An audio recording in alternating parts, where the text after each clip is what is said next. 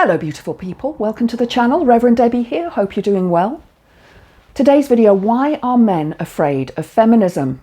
Hashtag not all men. I want to say and remind you that not all men are afraid of feminism. There's a good portion of you out there, I'd say probably half, who are on our side.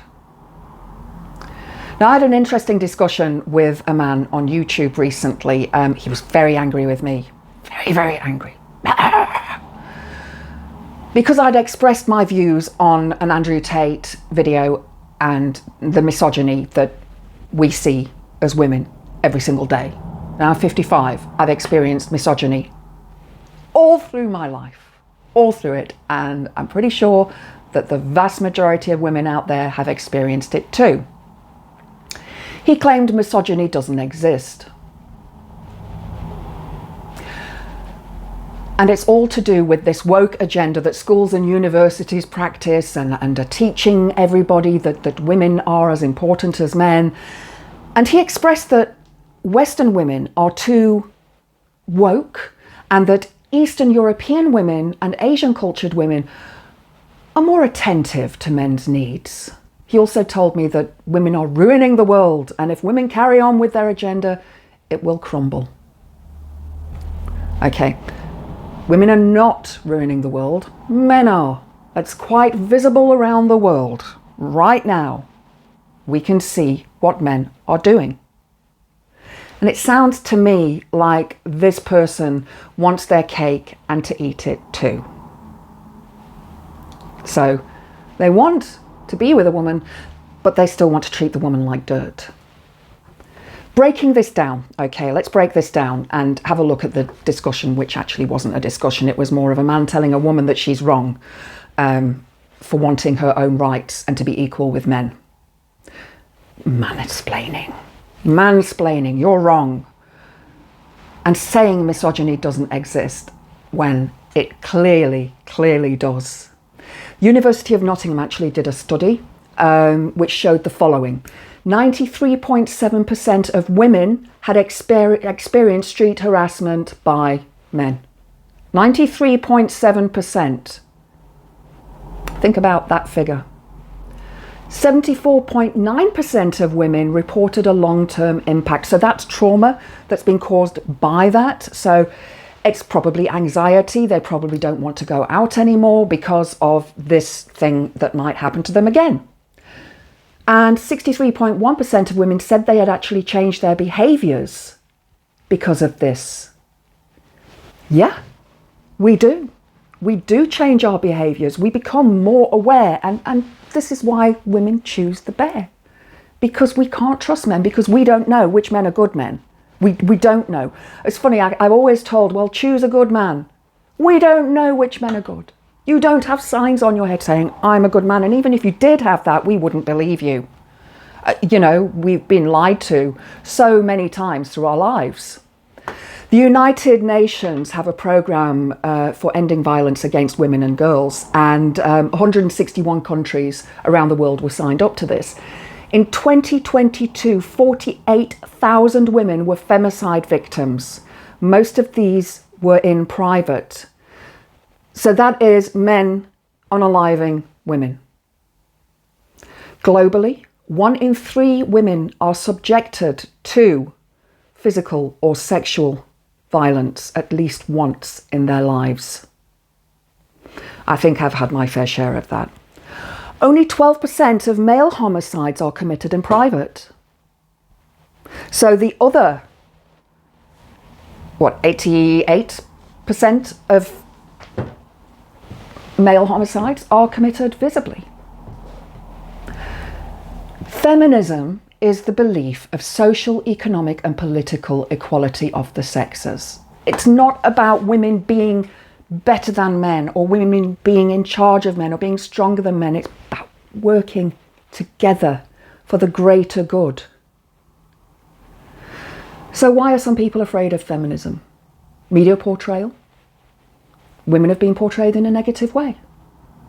If we look back in history, round about, I think, the late 1800s, early 19th century, women were called hysterical if they had a dysregulated mood, which was probably caused by a man and menstruation. I love how you have to look at these words: menstruation, men, menopause, men.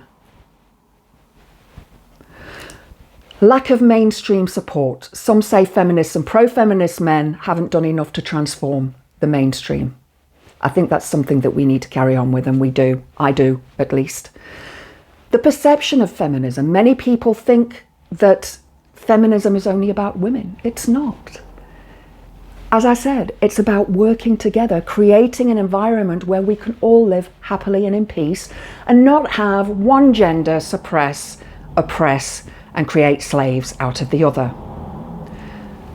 And 1 in 3 men see feminism as being harmful. So I would love to know from all of you men out there who see feminism as being harmful, why you think it's harmful in the comments below. Please, guys, I'm begging you, keep your comments respectful. There is no need to try to tear me apart, because it's not going to work. It really is not going to work. I'm 55, I have my beliefs, I'm set in my ways, I'm a Taurian, I'm a bull. It's not gonna happen.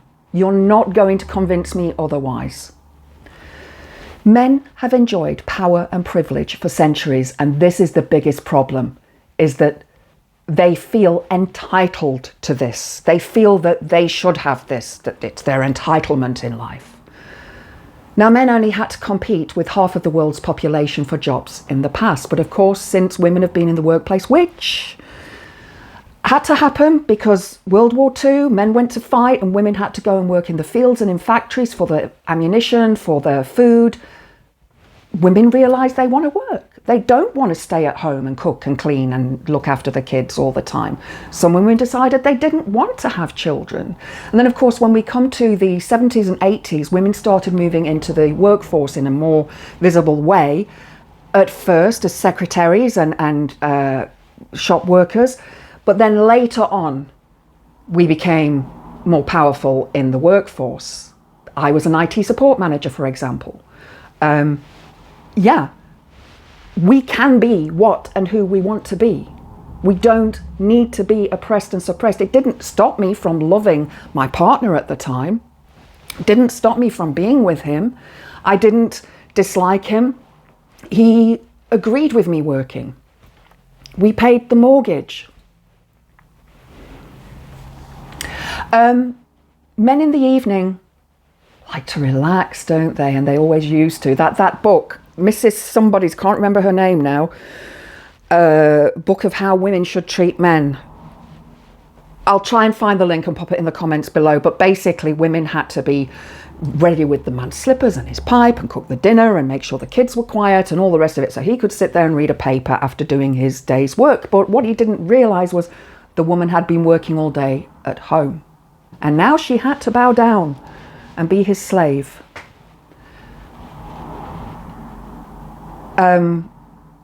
Workplaces were straight out of locker rooms. And this sexual behaviour that men used to have and talk about, and I've heard it, I've seen it, I used to work in a pub, I know what they're like, believe me. My dad knew what they were like, and he was the one that told me to be afraid of men, to look out for the bad ones. And he was a man. So their sexual behaviour is being challenged now, and work isn't as much fun because they can't make jokes about women anymore. Society automatically valued men. Some religions said that men were closer to God and were seen as stronger and more rational. In relationships, men are cleaned for, cooked for, and get their ego stroke. Men could, if they so chose, have power in getting sex, but now they may get put in jail for it. It was seen as a man's right, but it's not now. In some families and relationships, men were the ultimate decision makers, but now they have to share that power with women. It challenges their male power and their male privilege that half of the species foisted on the other. Men automatically have this male privilege that they can do and be whatever they want to do and be. Well, so can women. If you don't like it, tough. because it's happening. And we're not going back. We're not going to go back. We're going to fight until we have that equality.